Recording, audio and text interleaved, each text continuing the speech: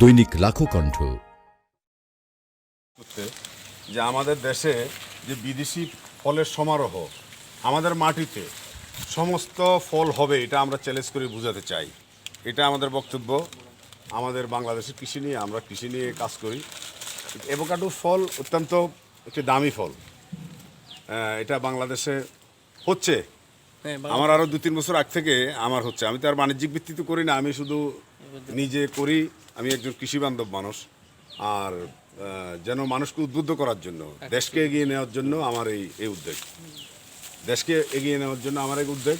আপনারা এই যে সাদা প্যাকেটগুলো দেখতেছেন, সকলগুলো এই গাছের ফল। ওটা প্যাকেট করে রাখা হয়েছে পোকামাকড় থেকে বাঁচানোর জন্য।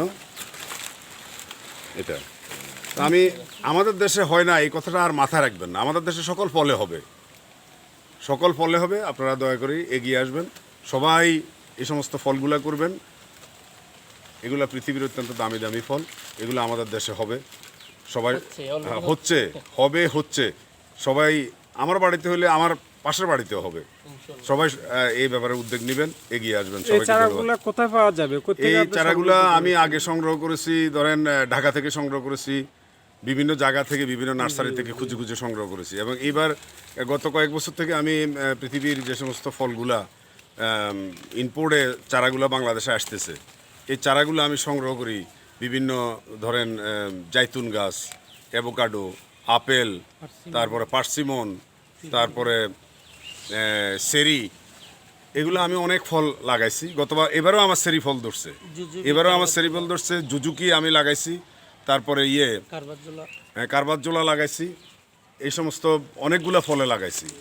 নতুন যেসব ফলের চারা দেখলাম আপনার বাগানেতে, না হলে তো 200-400 নতুন ফল, এগুলো তো নামও তো আমরা জানি না। হ্যাঁ, নাম আমরা আস্তে আস্তে ল্যামিনেটিং করে গাছের মধ্যে লাগানোর চেষ্টা করতেছি। আপনারা অবশ্যই দেখবেন, দেখে আপনারা সবাই করবেন, আমাদের দেশকে এগিয়ে নিয়ে যাবেন। আমাদের ফলের জন্য যেন বাইরে থেকে আমাদের দেশে ফল না আসে, আমরা এটাই চাই। আমাদের দেশের ফল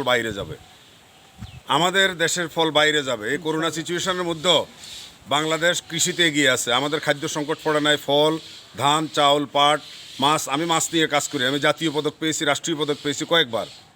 কৃষির উপরে আমি বঙ্গবন্ধু স্বর্ণপদক পেয়েছি। তো সেই হিসাবে আমি সবাইকে অনুরোধ করবো, আপনারা এগিয়ে আসুন। আমরা আমাদের কৃষি নির্ভরশীলকে আরও দেশকে এগিয়ে নিয়ে যাই। নিজেরা আমাদের মানুষের খাদ্য, 17 কোটি মানুষের খাদ্য যোগান দিয়ে বিদেশে আমরা খাদ্য রপ্তানি করব, সকল রকমের খাদ্য। সবাইকে ধন্যবাদ।